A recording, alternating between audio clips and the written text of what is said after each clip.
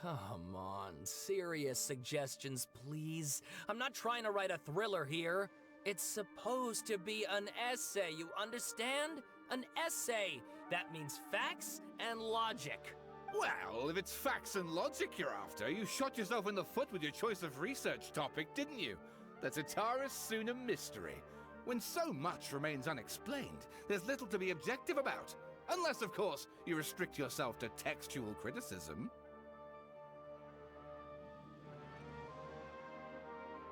Yeah, well, this is my teacher's area of research. I can't change that. But it's fascinating enough without having to sensationalize it, don't you think? The strange location, the missing details, a mysterious person. I want to write my essay on something interesting, and I'm interested in getting to the bottom of all this. That's the only reason I came to you. Yes, you came to me, so all the more reason to take my advice. The fact is, it's the dramatization that will make people want to read it. There's no getting around that. Okay, but... Did one of them just mention Tartarasuna? But that's all the way in Inazuma! Is it just Paimon, or is it kinda unusual for someone in Sumeru to want to write a paper about that? Everyone here's just going about their business. Maybe it really is just Paimon. Guess people here are free to research pretty much anything. Great! Let's go find out what this Tartarasuna mystery is all about.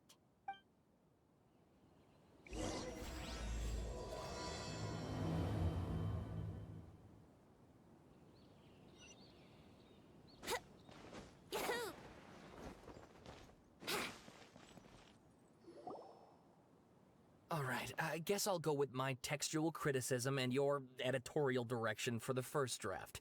I have a feeling that the missing Kabuki Mono will end up being the main focus of this paper. If only we knew where to find that traveler. From what they say about her, this seems like the kind of thing she'd know about. Oh, you're the traveler, you say? Hey, what's with that face? Don't believe us? No, of course I believe you. Actually, I first heard about your great exploits when I was still in Inazuma.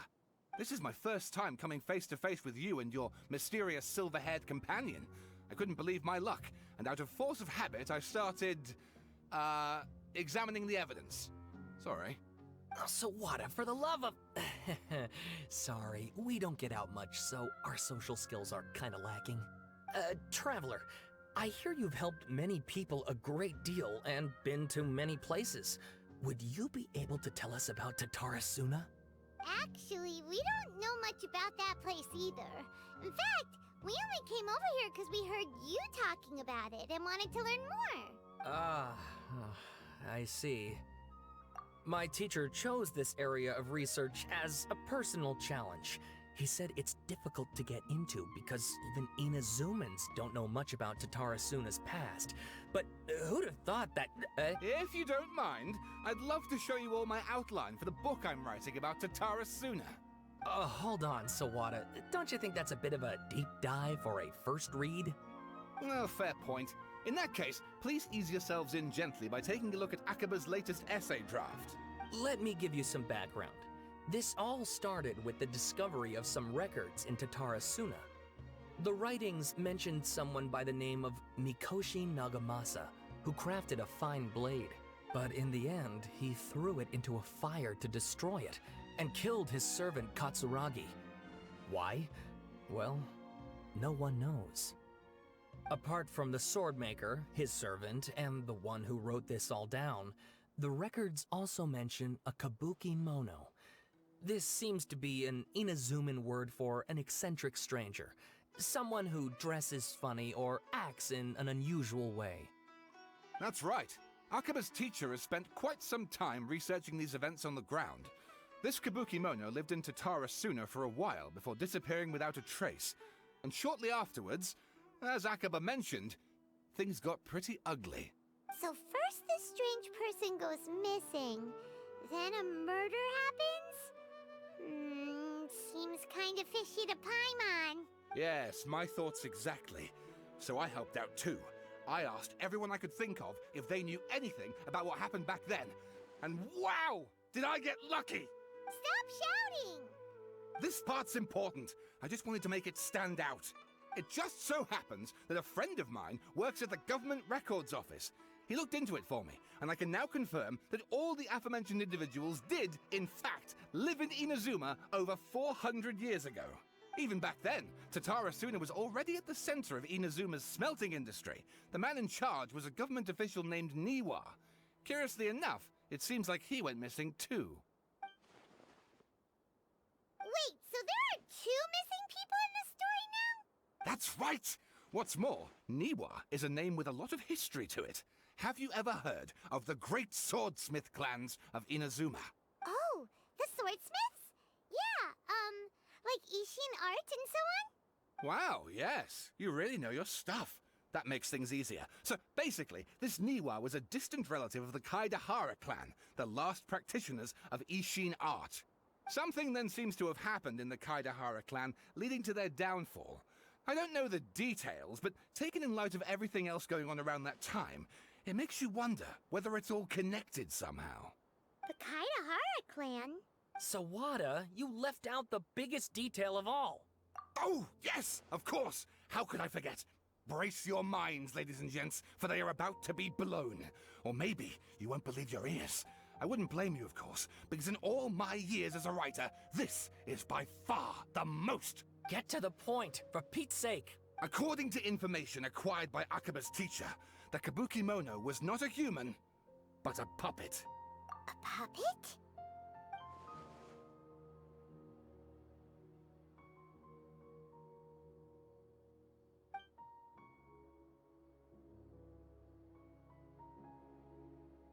Aha! Judging by the looks on your faces, you do know something after all.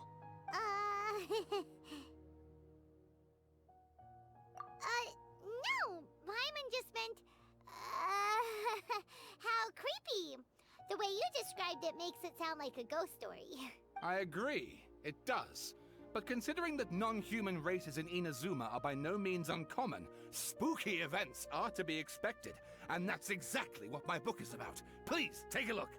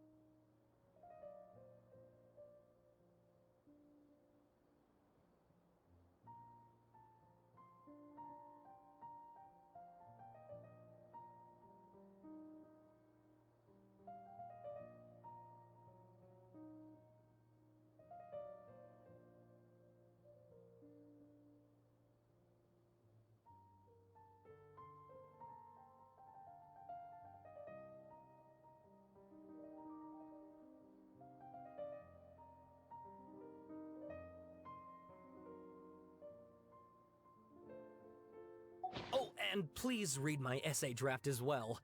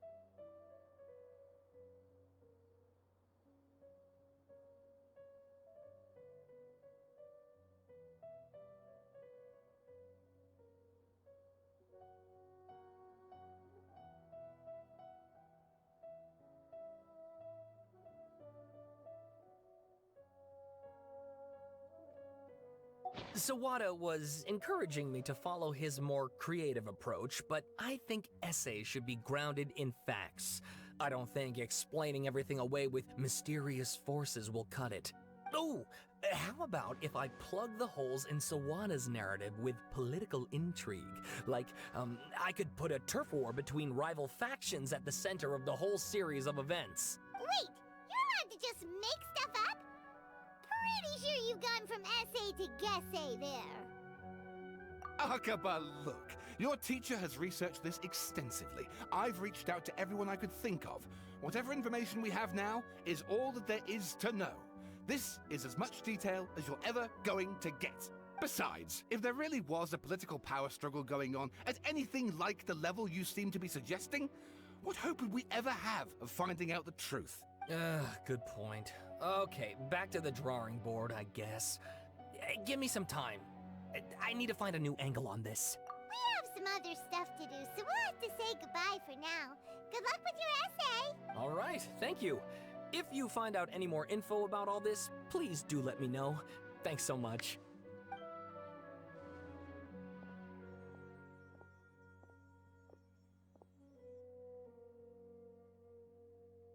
Hey, so that thing they were talking about, it has to do with the Balladeer, doesn't it? Okay, then even if we did know something about it, we probably couldn't share it with them, huh? After all, we kicked his butt and got him locked up.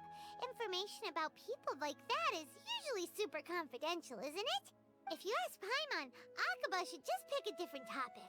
There must be as many essay topics as there are trees in the forest. There's no point in... Ah! Hey, did you see that? He literally just went by, over there. It looked like... the Balladeer! No, it can't have been. He got locked up. Oh, quick, let's catch up and see.